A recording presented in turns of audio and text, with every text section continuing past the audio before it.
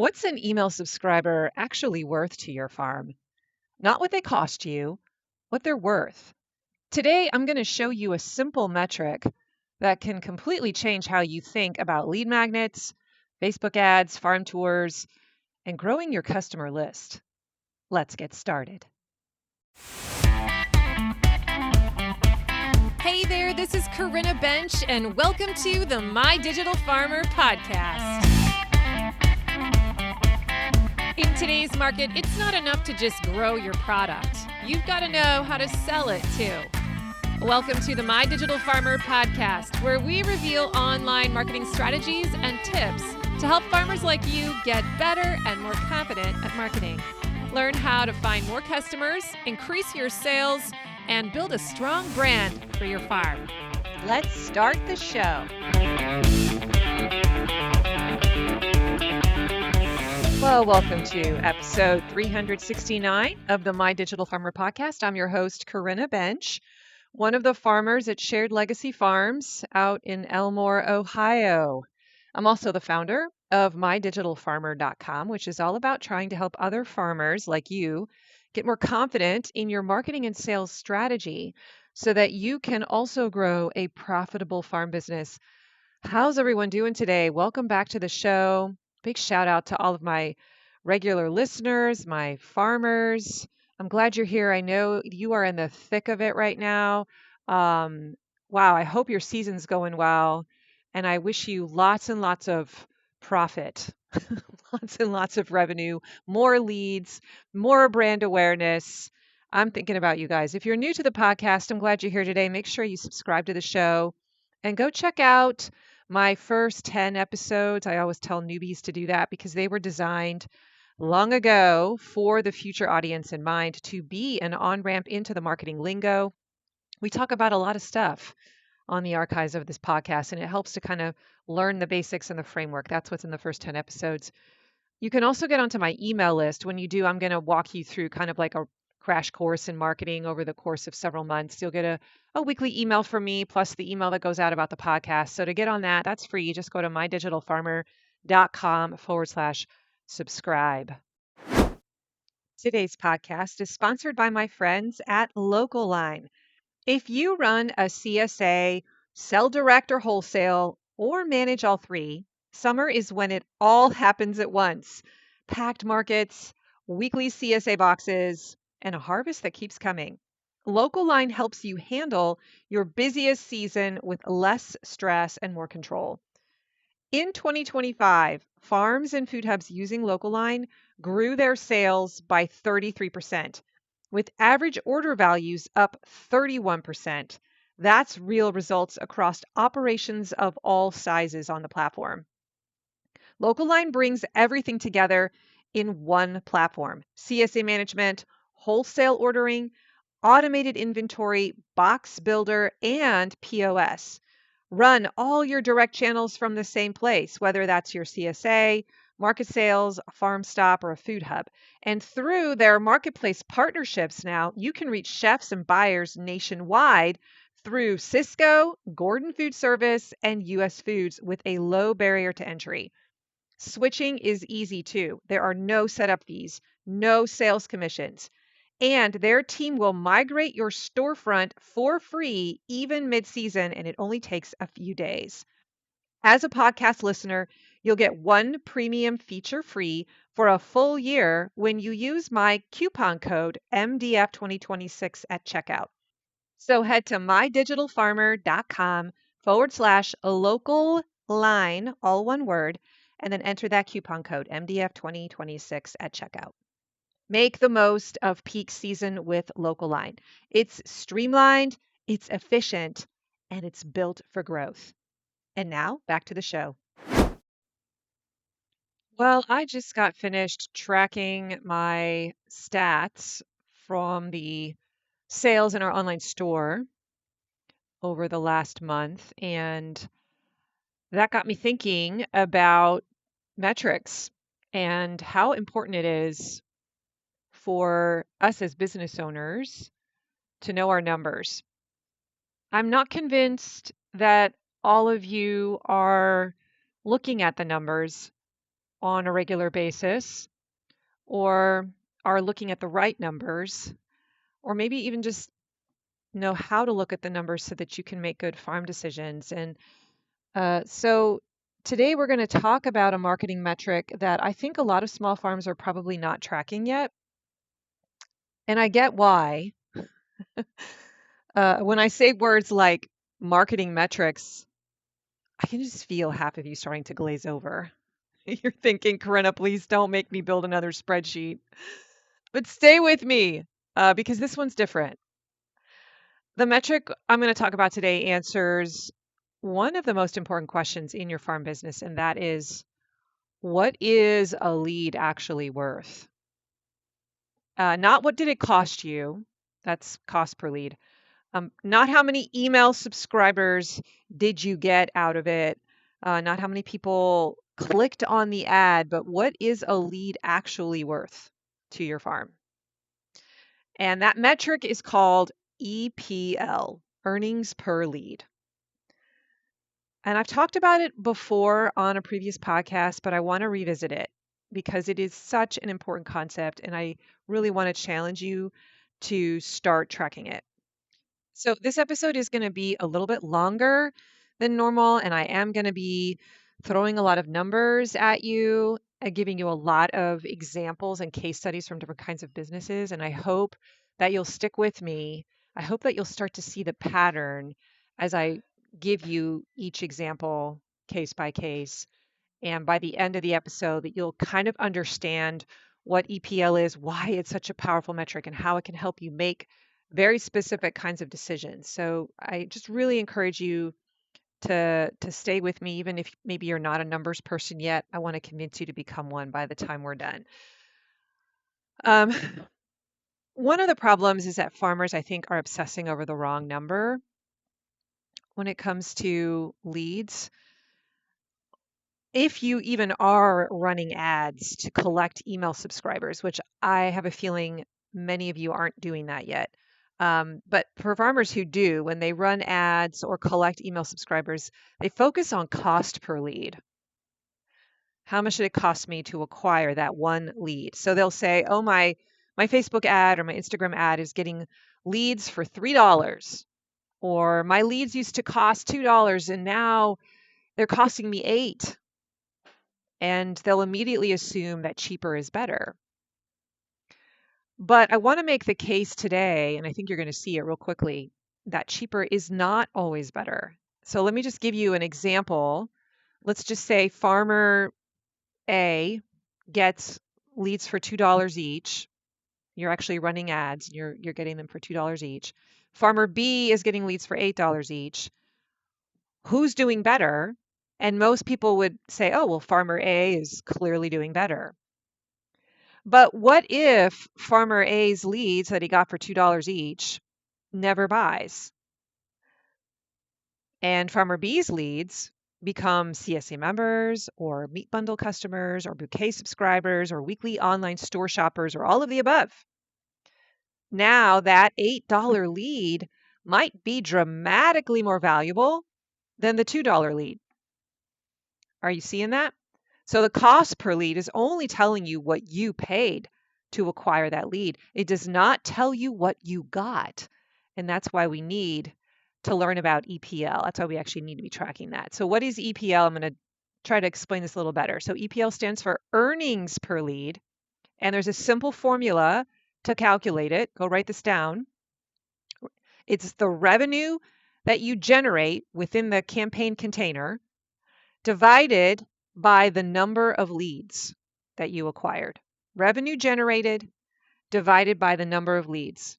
That's your earnings per lead. So if you collected 100 leads during a certain period of time, let's say for 2 weeks before you ran a big promo, okay, and then those leads got the promo push and they generated $5,000 in revenue, your EPL would be 5,000, the total revenue generated, divided by those 100 leads that you got, and it would be $50. The EPL would be $50. So that what that means is that each lead is worth $50 in revenue. Not each customer, each lead. And that might confuse you at first. I know it did when I first learned this, because I'm like, well, why would I care what a lead is worth if a lead didn't buy anything? That doesn't make sense. No, this distinction matters because you're right. Most of your leads won't buy, but the ones who do buy create enough revenue to give value to the whole group. So the higher your EPL is, that's a sign that your business is doing really, really well. The lower it is, that means you've got some work to do. So I'm going to give you a ton of examples this episode. Don't worry. Let me start out with a CSA example because that's the sandbox that I play in. Let's say that a vegetable farm runs a Facebook lead ad for a free guide. I have one like 6 questions to ask before joining a CSA. I don't actually run a lead ad for that, but let's just say that I did, okay? And let's just say the ad generates 100 new email subscribers. 100 new people download that particular guide. That feels a little high to me for a small farm. I just want to throw that out there, but I'm using this number for the sake of just a nice round number. It's going to be easier for you to see it. Okay, so let's just say the ad generated 100 new email subscribers. Those subscribers were then put through an email promotion sequence, either during a launch period or an automated promotion email sequence that you've written. Okay. And at the end of that sequence, we go and we count how many of those 100 people actually ended up buying. And let's just say 8 people bought a CSA share. That's 8 out of 100. Okay. You tracking? If the average order value of the CSA product suite when you ran the campaign was $700, let's just say that there was only one thing they could buy. It was a CSA share for $700. 8 people buy it. So 8 buyers times that $700, that equals $5,600 in revenue. Now to find your EPL, you're going to divide that $5,600 by the 100 leads, and it comes to $56. So the EPL would be $56. In other words, every lead from that campaign was worth $56 in revenue. If you tried to scale that campaign, you'd probably see similar percentages in results, right? So $56 is your EPL. Now you might be saying, okay, so what? Who cares about this number? What does that number tell me? And this is where it gets really powerful. I'm just going to keep repeating more and more examples and the same principle. You're going to start to see it, I promise. Okay. So let's just say that when you ran that Facebook ad to get those 100 leads, it cost you $3 each. So you spent $300 to get those 100 leads. But those leads generated $5,600 in CSA revenue. And that becomes a very different story than simply saying my lead cost was $3. Instead, you can now say, I paid $3 for something that was worth $56. Are you seeing this little aha moment? So why is knowing your EPL so powerful? I'm going to run through a quick list here, and hopefully I'll just keep unpacking it as we go through the episode. So EPL high level is going to help you answer questions. When you know this number, it's going to help you answer questions like, can I afford to spend more on ads? Or which lead magnet is attracting buyers instead of browsers? Because you'll get different EPLs for different lead magnets. Which lead source is producing the highest value customer? Which lead source is giving me the highest EPL? Should I keep promoting this freebie or is it a dud? Should I run this campaign again? Is it working well? Should I scale it? How much can I spend to acquire a lead and still make money? And I would argue that a lot of us farmers are initially, when we're starting our businesses, we're just making these decisions based on gut feeling. But what's great about EPL is that it gives you data. It gives you confidence. It tells you whether your lead generation machine is actually producing revenue. Okay, so I know some of you are asking, wait, Corinna, what if I don't run ads? Like, what if I'm not even like investing in Facebook? I'm not trying to get new leads. And at this point, I would say, okay, that's all right. You don't have to run Facebook ads. I would really encourage you at some point to consider doing it when you um, have the resources to generate more leads. But EPL is not really an advertising metric. It's a lead quality metric. What do I mean by that? So every farm generates leads. You're generating leads right now.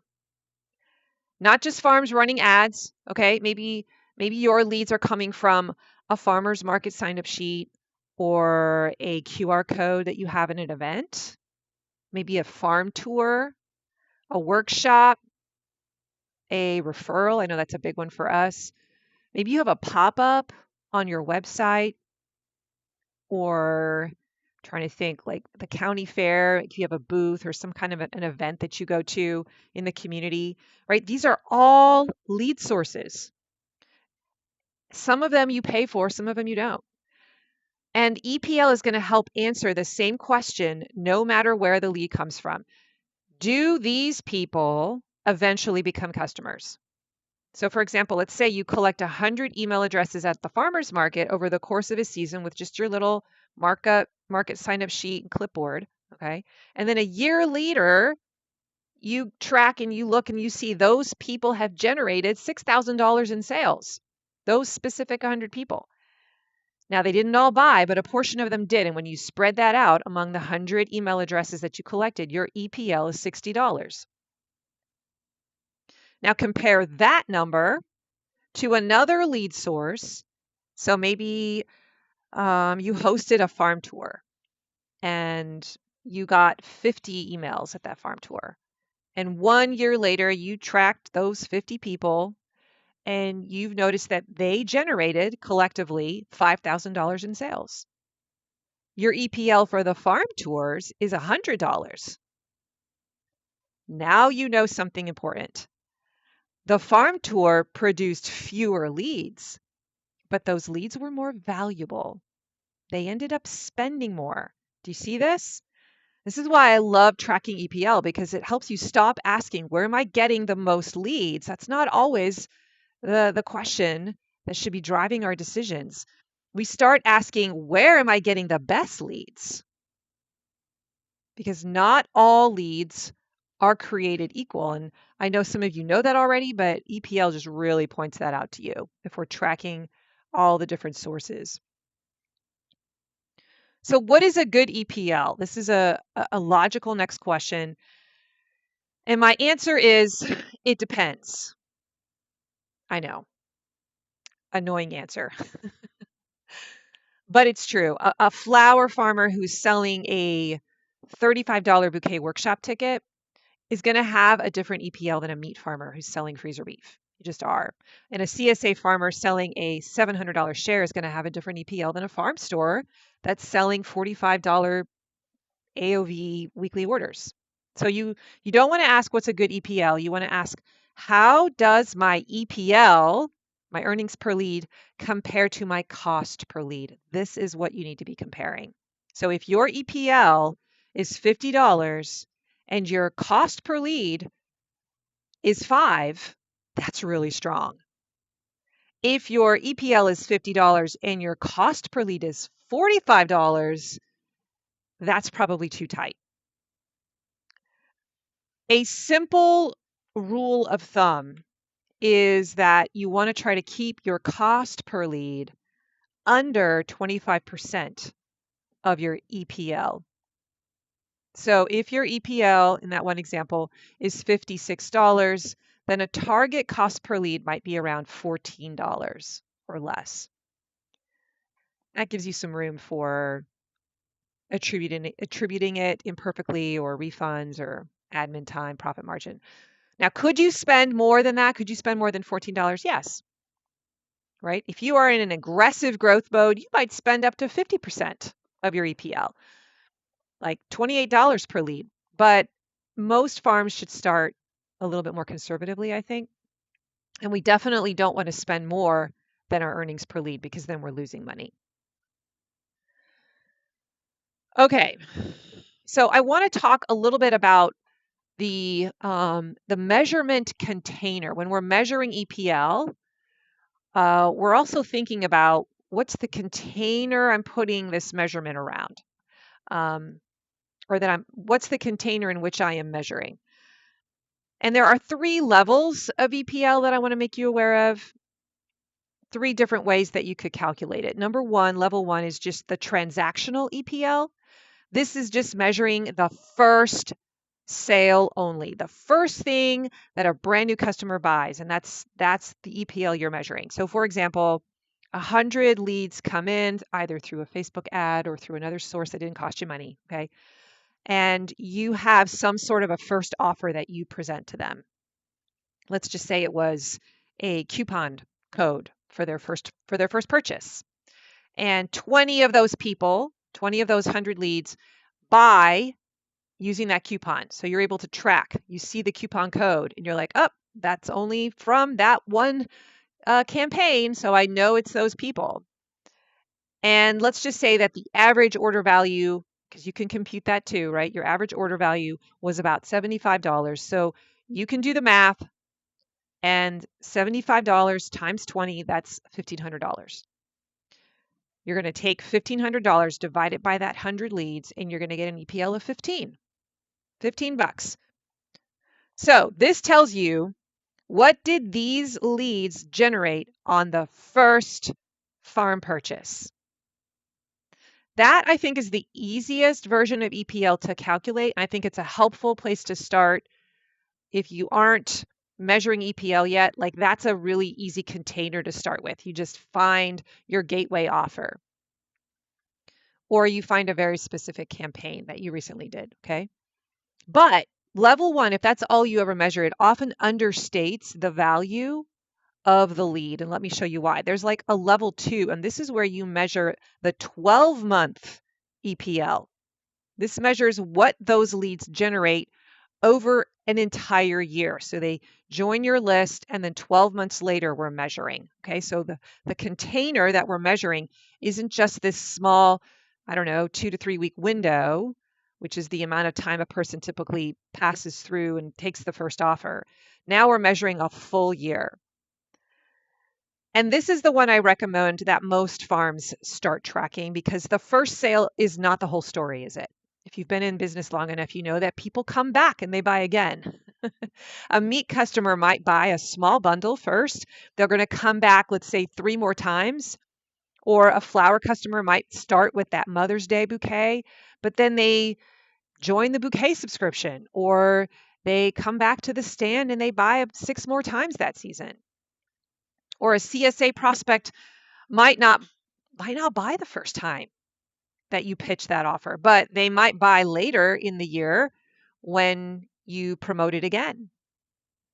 So a 12-month EPL is asking, what did this group of leads generate over the entire next year? And that is so much more useful.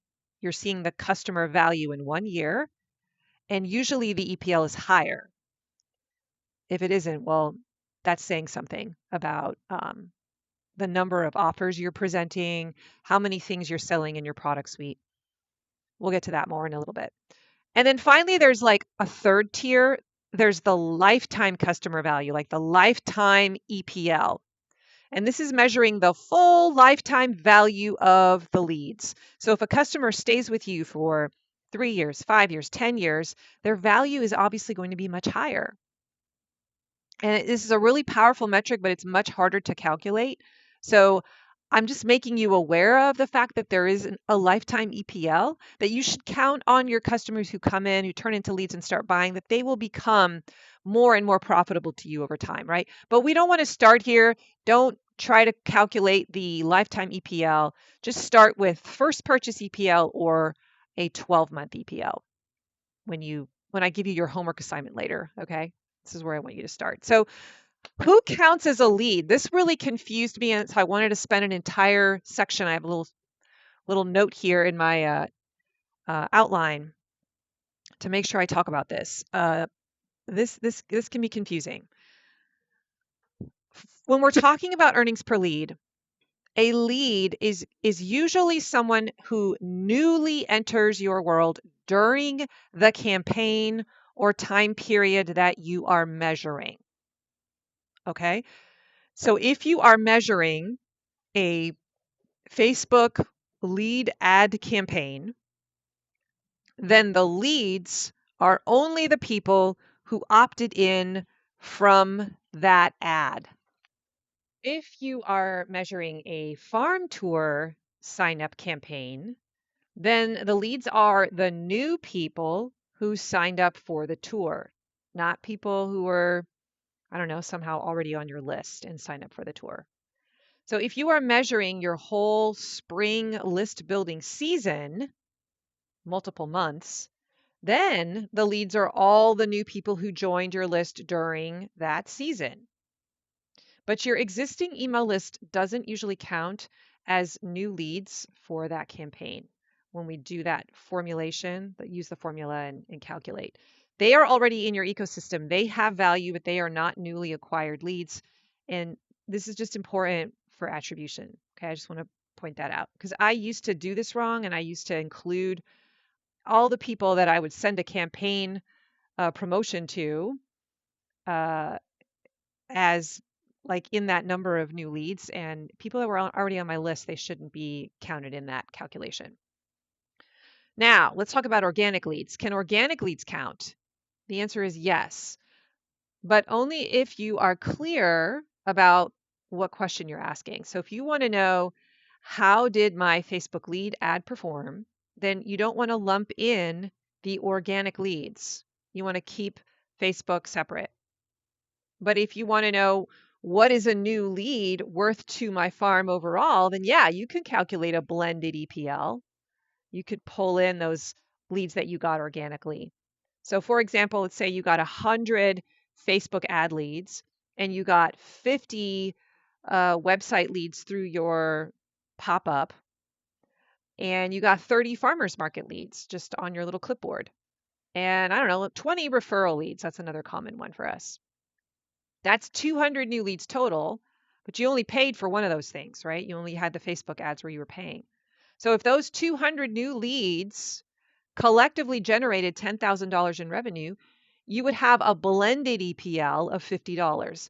And that's a really helpful metric. I mean, I like to know the EPL sometimes of my specific sources, but it's also nice to know the blended EPL. That tells you across all lead sources, a new lead is worth about $50 to my farm. But I would still be tagging the source. Blended EPL is really useful for budgeting, but source-specific EPL is really useful when it comes to making decisions. Okay, so we're going to dive more deeply into this, so hang with me. Let's talk about this source-specific EPL. I'm going to give you some examples here. Imagine you have like a table, a little spreadsheet, okay? And it has a column for the source of the lead and the EPL amount. So Facebook ad leads, it says EPL $35. Farmers market QR code leads, your EPL is $75. Maybe your referral leads, you find out your EPL is $120. Your Instagram leads are giving you an EPL of $18, and your website pop-up is giving you an EPL of $40. Okay, do you see the dramatic difference in numbers there? You can make some smarter decisions because maybe Instagram is bringing in lots of leads, but they're not buying. Or maybe the farmers market leads are fewer, but man, at $75, they convert beautifully. And your referrals, they are gold. So you stop asking yourself, where did I get the most leads? That's not always the best question. You start asking instead, where did I get the most valuable leads? And the only way you're going to know that is if you're measuring EPL. Am I making a good case for why you should start practicing measuring this? I hope so. Now, I know a lot of you are asking, okay, how do I do this? What's the technical setup? And I'm going to spend a little bit of time here. And this is where I'm really worried that you guys are going to your eyes are going to bug out and you're going to tune out and be like, well, I can't see this. You may have to listen to this a couple times, or later on when you go back and you sit down and you actually try to put the tech together or write it down, you'll create your little workflow. You do not need to have fancy software. I want to reiterate that, but you do need to have tags, which means you're going to have an email service provider that allows you to tag. Every lead source should get a tag in your email platform. So when you create these different opt-in forms where people can go and become a member of your list, you're doing that in your email service provider, okay? And there's lots of good ones. I love Kit. That's the one I've landed on. Drip is another one that I see farmers using. Obviously, MailChimp is probably the most popular one, but a lot of farmers are trying to get away with just doing the free version, and that's not going to allow you to do some of this cool, savvy stuff that I'm talking about here. You'll have to upgrade to the paid version. Um, what else is there? There's another one that I like. Active Campaign is another one that I recommend too. Um, in your email platform, every lead source is going to get a tag. So, for example, if you have a lead magnet like a CSA guide and you are going to promote that on Facebook as a lead ad, then you would have a tag that's called Lead Source Facebook CSA Guide. Well, you can name it whatever you want, but that would be an example of how I would name it.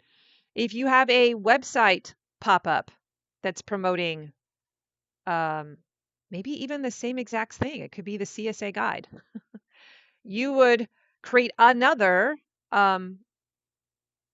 form for that, a duplicate form. So it'll have a different URL that people get taken to when they subscribe. And when they subscribe to that form, they'll get tagged with a different tag that will say something like lead source website pop-up. You could have a tag for lead source farmers market QR code, lead source farm tour, whatever, lead source Instagram bio link. The point is that when someone opts in, they're going to get tagged based on where they came from. This means that in some cases, you will have to make multiple versions of the same subscribe form so that they each have their own individual URLs that are linked up to the different places where people find them. And then you're going to create a rule in your email service provider that says, hey, when someone subscribes to this form, add this tag, lead source website pop-up.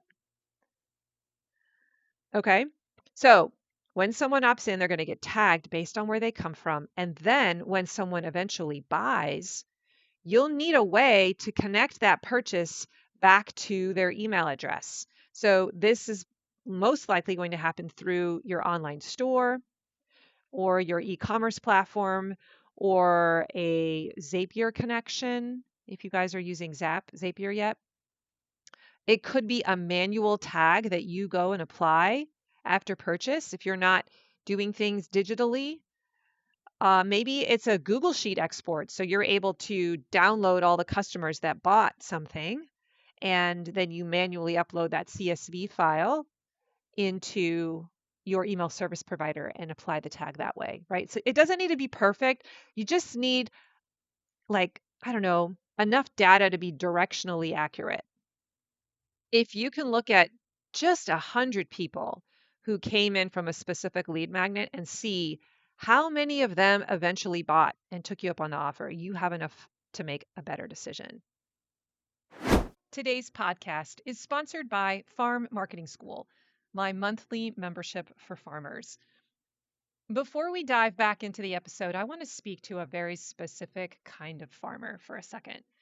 If you're a year or two into your business and things are working, but your marketing still feels kind of scattered, like you're posting, you're sending some emails, you're running promotions, but it all feels disconnected and you're not sure what's actually driving sales.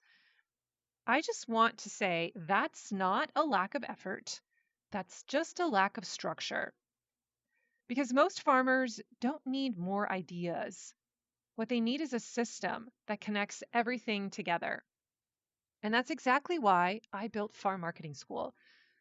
Inside, I teach you how to actually design your marketing so that it works like a machine, a system, not a bunch of random tactics.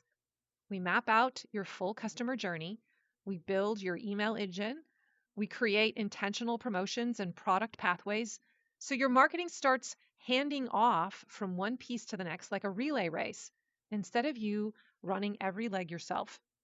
And we do it through 30-day project builds. So you're not just learning about marketing, you're actually finishing things. You're actually building the marketing assets in your marketing machine, your sales funnel, your promotions, your lead magnet, your weekly email rhythm, all your marketing assets. And that's when the shift happens. Marketing starts to feel lighter. The flywheel starts to spin. Sales start to feel more predictable. And you finally feel like, okay, I'm on the right track. I know what I'm doing. If that's what you've been longing for and what you've been missing, then I want to invite you to join Farm Marketing School just for a month. Come inside and see what it's all about. You can learn more at mydigitalfarmer.com/FMS. And now back to the show. All right, so let me try to describe a simple tracking workflow. I really want you to see like the step by step for how this plays out. Step one is you are going to create one opt-in form or landing page, whatever you call it, per campaign. So let's just say you have a campaign for your plant sale waitlist, and that takes people to pitching your plant sale. You have a meat freezer guide form that takes them to an offer to buy your freezer meat. Maybe you have a CSA What's in the Box guide on Facebook as an ad, and it will eventually pitch people your CSA membership. Okay, so you create an opt-in form for every campaign. Step two is you're going to apply a unique tag when someone opts in.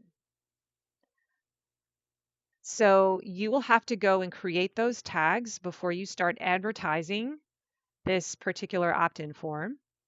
And the tag would say something like lead source, meat freezer guide form, website pop-up. And the rule is that when someone subscribes to that form, you got to tell your email service provider as a rule, like add this tag to them automatically when someone subscribes through this specific form. And that tag would say lead source, meat freezer guide, website pop-up. Now you know that these are the people who specifically came through that source where I advertised the meat freezer guide on the one that was on the website. Now, if you're also advertising that same form as a Facebook ad, you'd have to duplicate that opt-in form, make a second one, and create a different rule that says if somebody comes through the Facebook ad through this form, you're going to put the tag, the unique tag that says lead source Facebook meat freezer guide form. Are you tracking here? All right. So that was step two, that you're creating a rule to apply a unique tag when someone opts in. Step three, you've run your promotion, and when the promotion season ends, you're going to export your buyers. Export that CSV file or figure out who were the people who actually bought the product. Step four, you're going to match the buyer emails, the people who bought from that CSV file, against that tagged lead list. And this is where I get help from ChatGPT. So I'll download both of those documents as CSV files and I'll upload them into AI and I'll say, I want you to do the work of analyzing both and tell me who are the people. right? Who are the people? And what sometimes I'll even be like, tell me what my EPL is. All right. Step 5, you're going to calculate the revenue that was generated by the customers from that lead source. So you're going to identify all the customers who originally came from the lead source that you're evaluating. You're going to add up the revenue generated by those customers during your measurement period. So for example, if you're measuring a CSA lead magnet, you're going to add up the revenue from the customers who originally downloaded that CSA lead magnet. You'll be able to tell who those people are because you've compared those two spreadsheets or you've asked ChatGPT to do it. Okay. If you're measuring a farm tour, you're adding up the revenue that came from customers who originally started out with you by attending the farm tour. If you're measuring a Facebook ads performance, you're going to add up the revenue from all the customers who originally entered your funnel through the Facebook ad. Okay. And then finally, step 6, you're going to divide that revenue by the number of leads from that source. So you got 300 leads from the plant sale waitlist. 45 of those leads became customers, and the revenue generated by those specific 45 customers was $3,600. You're going to take $3,600, divide it by 300, and you'll get your EPL of $12. Now, some of you may be like, well, I can't figure out what the revenue generated by those specific customers was. In that case, you could also just take the average order value of that campaign in general and sort of generalize it. That's another like shortcut way. Okay, so I've got a bunch of case studies that I'm going to go through here to really just show you how we're using this information. Okay, let's use a meat producer. The farm, you sell grass-fed beef, maybe pasture-raised pork and chicken through an online store. And you create a lead magnet called How to Fill Your Freezer Without Wasting Money. The goal is to attract people who are freezer curious, maybe a little nervous. They don't know how much meat to buy. They don't know what cuts they're going to get. They're afraid they're going to spend too much. But after someone downloads the guide, the farm sends an email sequence. And the first gateway offer in this email sequence is use code freezer20 for $20 off or 20% off your first online store order. You get to make up that offer. Okay, let's look at these pretend numbers to help us figure out EPL. The farm gets 300 leads and the ad spend is $900. So cost per lead is what? $3. Out of those 300 leads, let's just say 45 people place a first order. And you can tell what that average first order is because you run a report and it's about $125. So first order revenue is going to be 45 people times $125. That's $5,625. Stay with me. I know I'm throwing a lot of numbers at you. I'm just trying to show you how this works. So if we were just measuring that level 1 transactional EPL, we would take that $5,625, we would divide it by the 300 leads, and we would get an EPL of $1,875. That's first purchase EPL for specifically the Facebook ad source.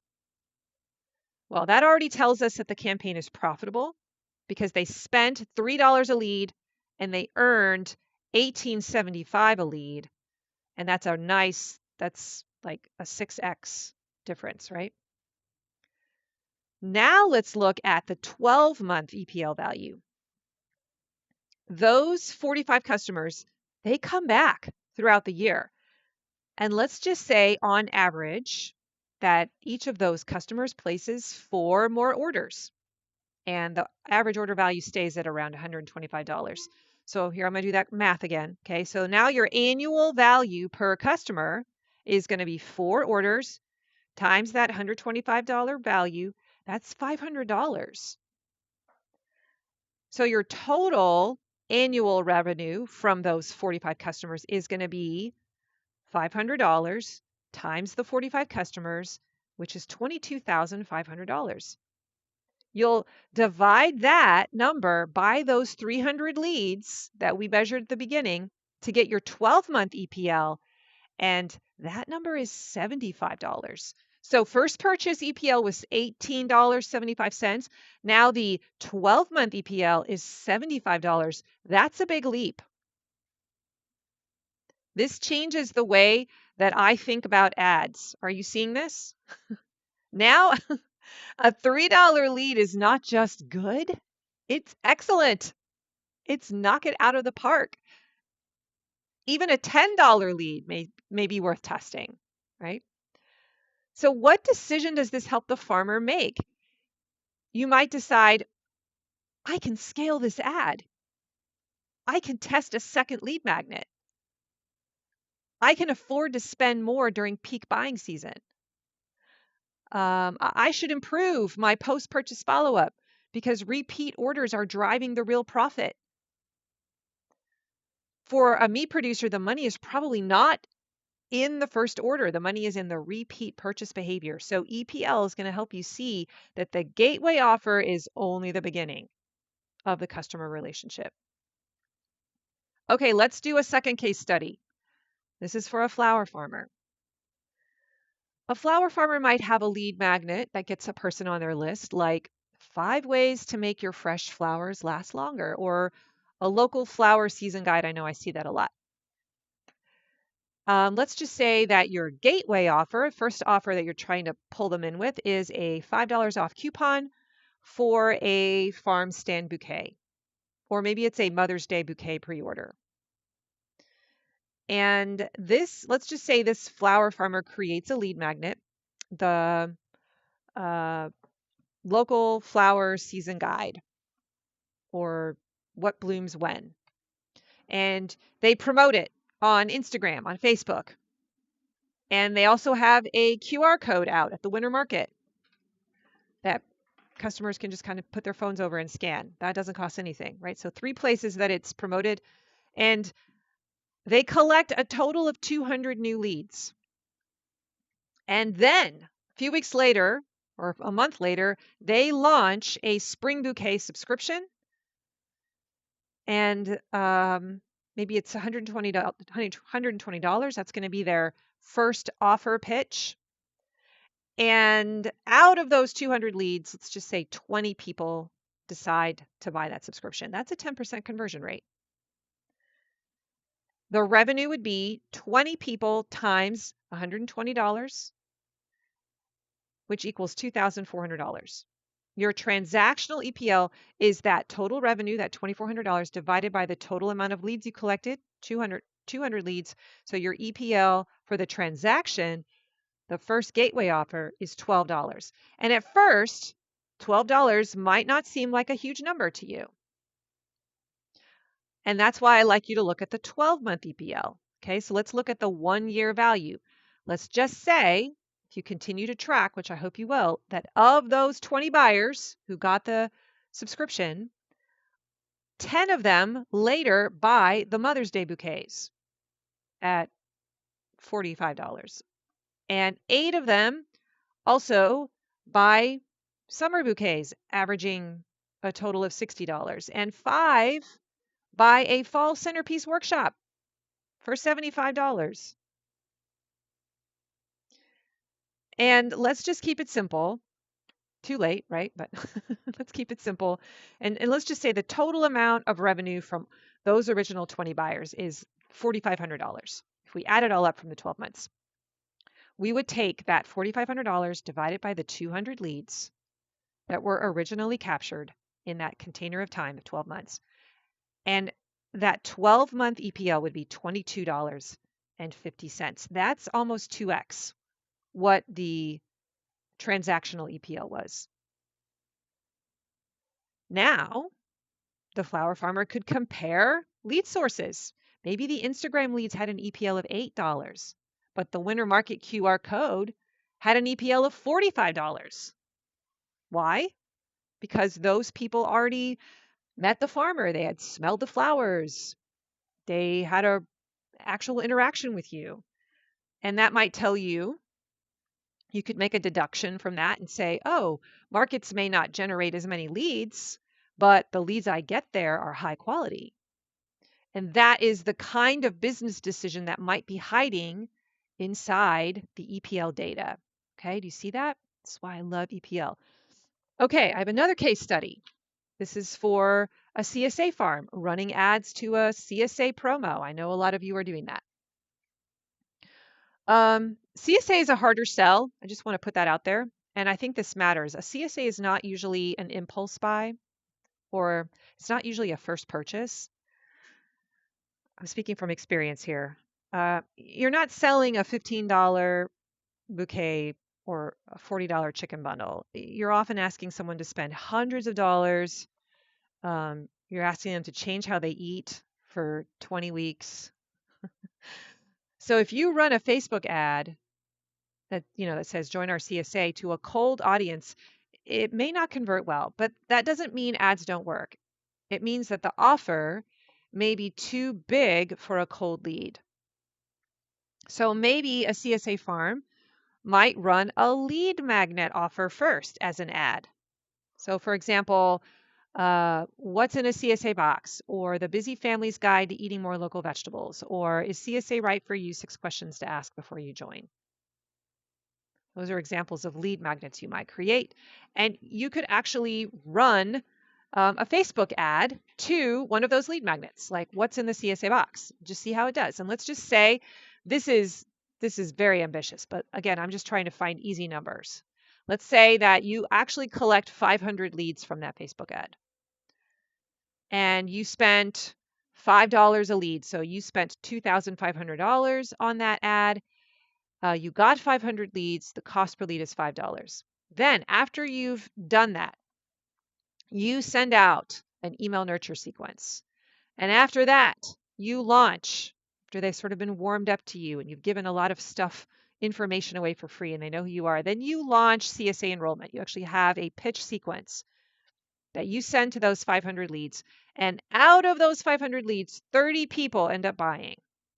That's not a huge conversion rate, but 30 people buy, average order value $700. So your revenue is going to be 30 times 700. That's going to give you a $21,000 revenue. Your EPL is going to end up being $42. You're going to take that 21,000, divide it by the 500 leads you acquired, and you'll get $42. That's telling you that each of those leads, when you divide that all out among all the leads, each lead is worth $42 to you. Now, compare cost per lead, $5, earnings per lead, $42. That is a healthy campaign. And when you know that, that's just going to give you confidence that you're doing okay. And this is totally worth continuing to do. Now, let's go one step deeper. If 20 of those 30 customers renew the next year, so that's like 60%, or 2/3 of them. That's about average, I'd say. That's going to add 20 times $700, which is another $14,000. So now the total revenue from that lead cohort is the original $21,000 plus the $14,000.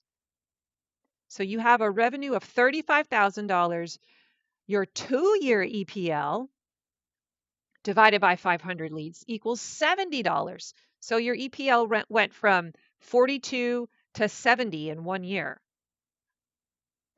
This matters because CSA, we're always asking the retention question. If your members are renewing, your lead value goes way up. So if a CSA farmer who's only looking at first-year revenue may be underestimating what they can afford to spend to acquire a lead, because a lot of times 2/3 of those customers stay with you for a long time, and you're actually going to make a lot more money off of them in the long run.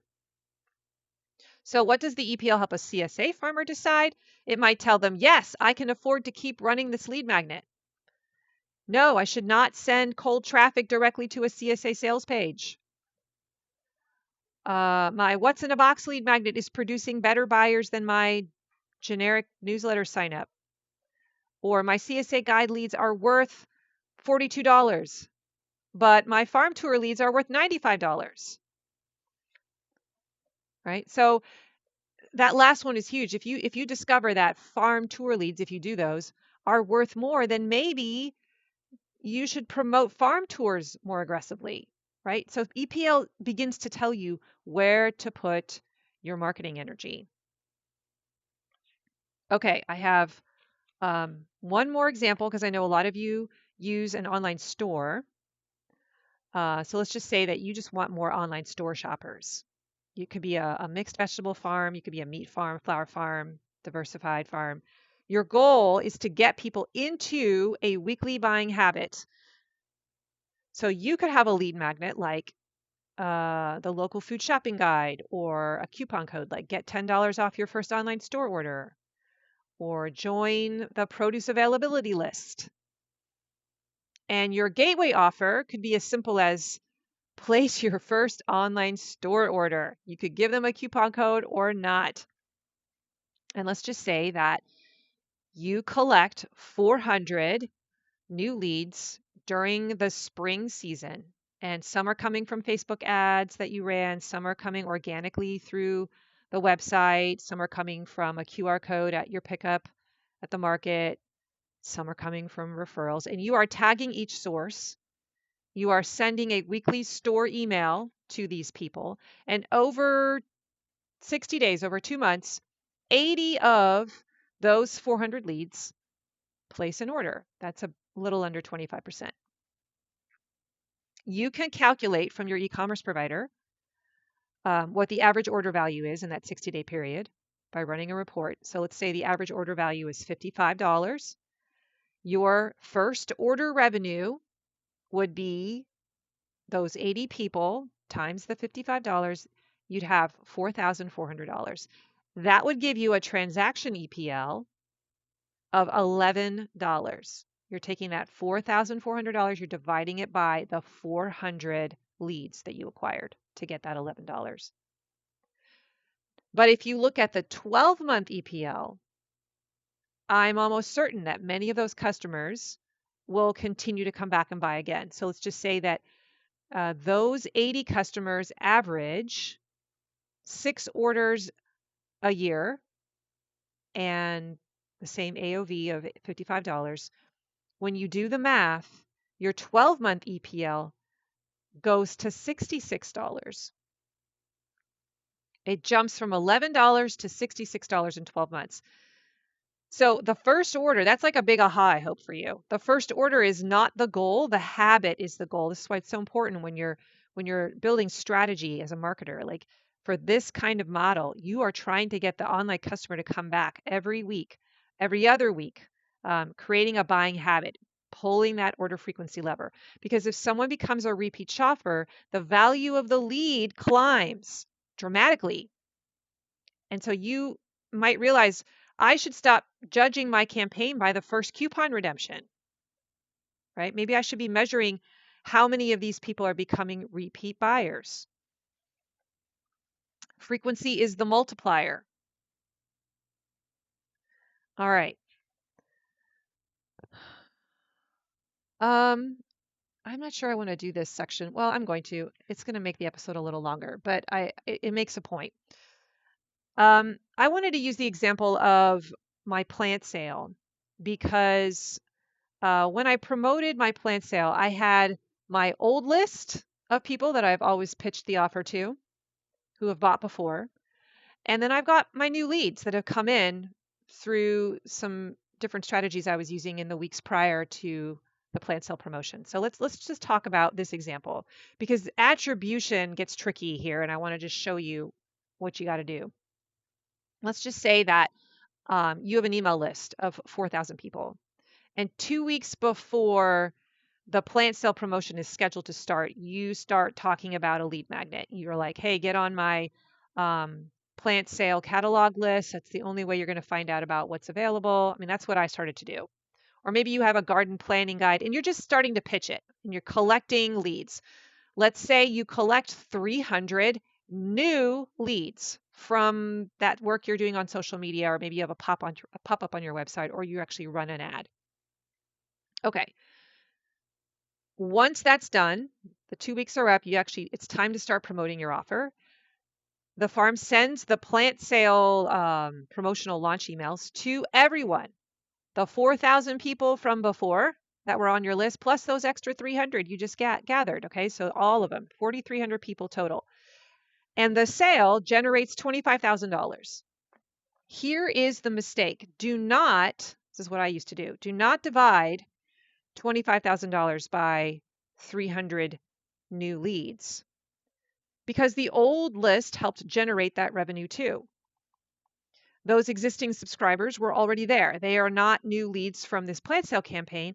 Instead, you want to tag the 300 new people with a very specific tag of lead source, plant sale preview 2027, or give the date that they come in. And then after the sale, you can go back and ask, well, how many of those 300 tagged people who came in as new leads actually ended up buying? You run the reports so you can figure that out. And let's just say that you have 300 new leads and 45 of them ended up purchasing something. And you know what the average order value was of the plant sale. Let's just say it was $80. So you can do the math, 45 times 80, $3,600 is your total revenue number that you're looking at for your calculation. So the EPL for the new plant sale leads would be $12. You're going to take that 3,600 divided by 300. That is the campaign EPL. The rest of the $25,000 came from your existing list, and that's still valuable, but it's answering a different question. The new lead EPL answers, was it worth building this plant sale preview list?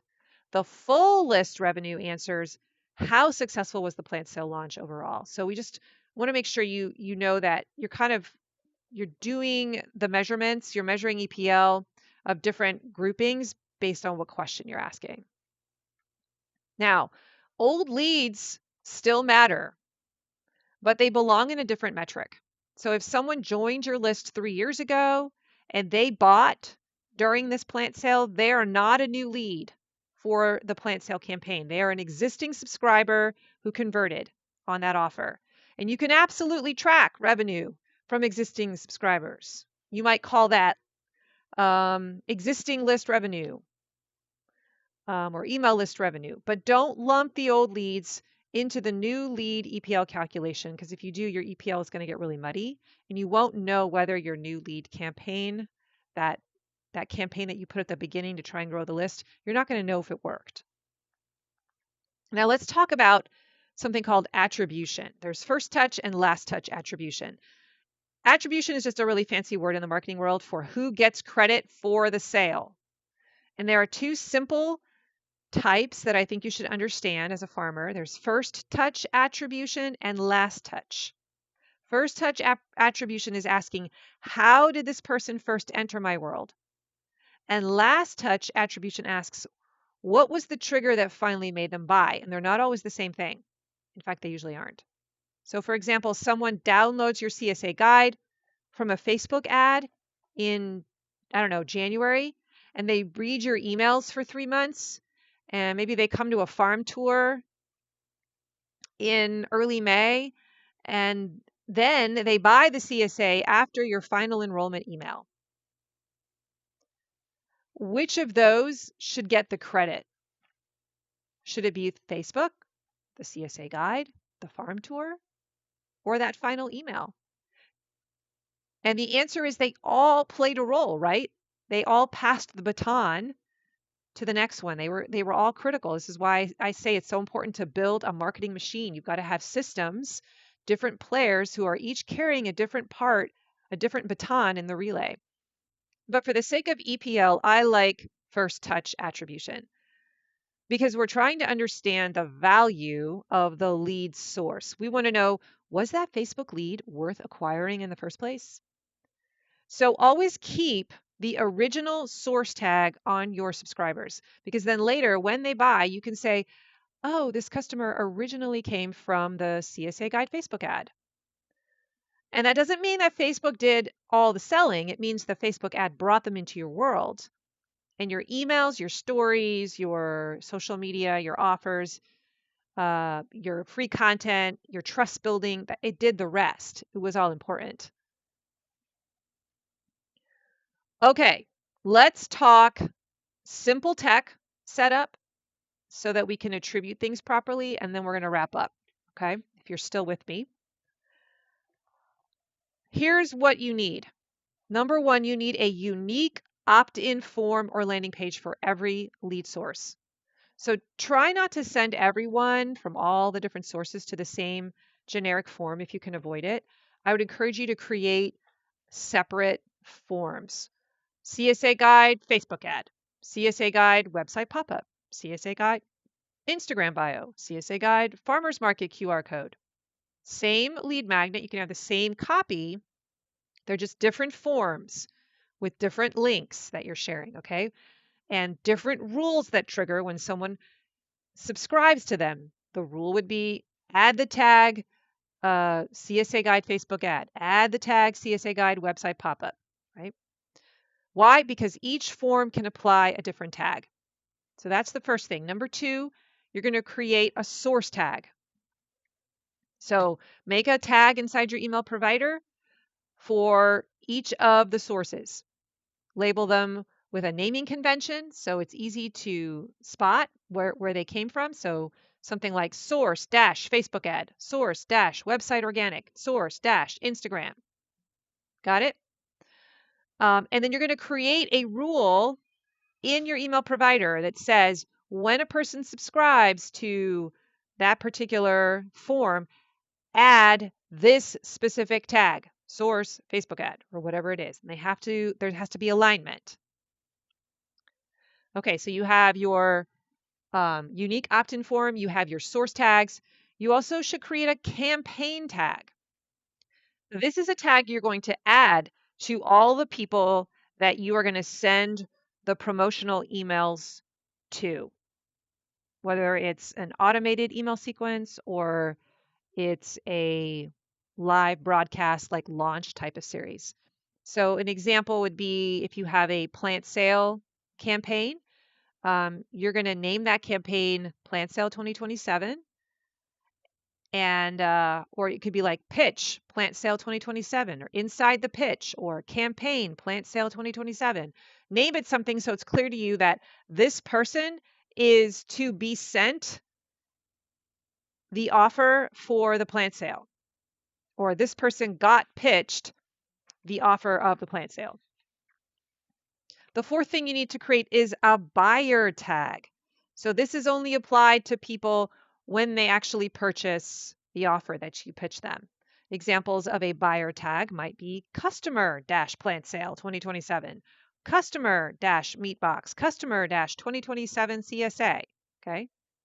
Create a naming convention so that it's easy for you to remember what that tag means. And then finally, you need to have a way to match the buyers back to the leads.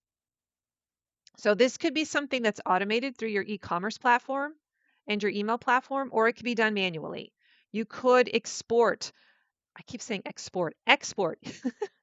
You can export your buyers into a spreadsheet, run a report, and then you would then export your tagged leads into a spreadsheet and then match them by email address. Which of those people have both tags? Which of them have that tagged lead and which of them have that tag as a buyer? Now, I like to use ChatGPT. I'll do the work of downloading those uh, reports and spreadsheets, and then I'll upload them into ChatGPT and I'll ask it to do the work of finding the matches for me. And it doesn't have to be perfect. It just needs to be good enough for you to see the pattern. Okay. All right. So that's sort of the tech setup. I hope that kind of shows you what you can do. I want to finish off by talking about the metrics that you should be reviewing alongside EPL. I mean, EPL is a great number to just look at. It's now that you kind of know what it is, it'll be helpful, but it's really powerful when you don't look at it alone. Look at it in comparison to your cost per lead, your conversion rate, your average order value, your revenue, your ad spend, your profit margin, and your retention, even your purchase frequency, I would argue. So let me translate all of those. Your cost per lead tells you what you paid for the lead. The conversion rate tells you what percentage of the people bought. The average order value tells you how much the average person spent per order. The frequency tells you whether they came back and how many times they came back. And you can determine that by taking the number of orders divided by the customers. Your retention tells you whether they stayed. And your EPL will tell you whether the whole system produced revenue or not. And that's why I think EPL is kind of like a summary score for me. It rolls up a lot of the marketing behavior into one number. So if your EPL is low, you can investigate why. Maybe the lead magnet's attracting the wrong person. Maybe the offer is weak. It's the wrong first offer. Maybe the email sequence isn't converting and you can go and tweak the email sequence. Maybe the AOV is too low. Maybe you notice that customers are only buying once and never come back. That's a problem. Why is that? Do you not have a second offer? EPL tells you that there's a problem. And then the other metrics, when you're comparing it against EPL, they help you diagnose the problem. And I just want to remind you that a good EPL is not a universal dollar amount. It's one that's meaningfully higher than your cost per lead. You're trying to get it like 4 times higher than your cost per lead. That's the goal. If it's higher than that, then you're crushing it. If your EPL is like 1.5 times higher than your cost per lead, then you need to be careful. Okay, so how can farmers use EPL to make decisions? I'm just going to run through a bunch of observations here, different ways that you can take this data, because to me, this is where it gets really concrete. EPL will help you decide, should I keep running this ad? Can I afford to increase my ad budget? Like, what if you could scale and keep getting the same results? Which lead magnet should I promote? Which audience should I target? Should I send traffic to a free guide, a coupon, a wait list? Which lead sources are creating buyers? Should I improve my first offer? Should I focus on repeat purchases? Should I stop chasing cheap leads and start chasing better leads? That last one is a big one. Expensive leads are not always bad leads, my friends. The question is, do they buy? Do they come back? Do they become valuable customers over time? So here's what I want you to remember. Cost per lead tells you what you paid to acquire the lead at the beginning, but earnings per lead tells you what you earned. So one is measuring an expense, the other is measuring the value of the lead. And once you know the value of your leads, you stop making marketing decisions from fear. You stop saying, I can't spend $8 on a lead. And you start saying, if this lead is worth $75 over the next year, and that's what my data is showing me, I can afford to acquire more of them. That's a totally different mindset. It's so freeing. So your homework, I have homework for you, is really simple. I want you to pick one lead source. Maybe it's your CSA guide or your produce availability list or your online store pop-up. Maybe you have a farm tour sign up form. And I want you to tag the leads that come in to that one lead source. Go and set up the text so that they start getting tagged. Then, after you run your next sales campaign, go back and look at the data and ask yourself, how many leads came in? How many bought? How much revenue did they generate? And see if you can figure out and compute your EPL. And what does that number tell you? It becomes the baseline. It becomes the baseline. I take that EPL data, I measure it after all of my major promotions and campaigns, and I put it in my master Google Doc for that campaign. And it becomes part of the data set. And then the next year, when I run that campaign again, I go back and look at the master Google Doc and I copy and paste. I just basically rinse and repeat it. But I can go and see, here's the baseline. This is what the EPL was. This is what the number that I can expect. This is the number I'm trying to beat. If I see it dropping, then I want to ask a question, why, right? So, whatever the EPL is what it is. So there's no like shaming you if you don't love the number. Remember, EPL grows over time, but it becomes a good data point for you to fix your eyes on. And now you know how to start improving. Now you know to measure it again later, and you can compare it to something and say, am I getting better? Like, am I getting better at my marketing? My friends, I want you to start becoming data driven business owners. And EPL is definitely a metric, one of the top metrics that you should be measuring. It's a little confusing at first to understand how to do it, but I hope this deep dive gave you enough examples to see how it could work in different permutations of farms, okay? The goal is not more leads. The goal is more of the right leads, the ones who buy, the ones who come back, the ones who become part of your farm's long-term customer base. And that is what EPL will help you measure. All right, that's all I got today. If you enjoyed this episode, if this just blew your mind and you're like, oh my gosh, I need to share this with someone, would you just go scrape the URL, the link for this episode, text it to a friend, another farmer, and say, you need to listen to this. This was really provocative. This got me thinking. I would love it if you would do that. So share this episode with a friend. Go leave me a rating or a review for this podcast. If you want to dive deeper into this kind of stuff, come into farm marketing school this summer or later on in the fall, and we'll be doing the work of calculating the EPL metric together on a small scale. We'll put a container around it so it's not overwhelming and just get practice playing with the numbers. I'm here to help you get comfortable with this kind of stuff. It's normal for it to feel uncomfortable. It's like putting on a new set of clothes. You're just not quite sure how it works yet, right? And so that's okay. You're supposed to feel that way. And eventually you do it over and over and over again and it starts to feel normal.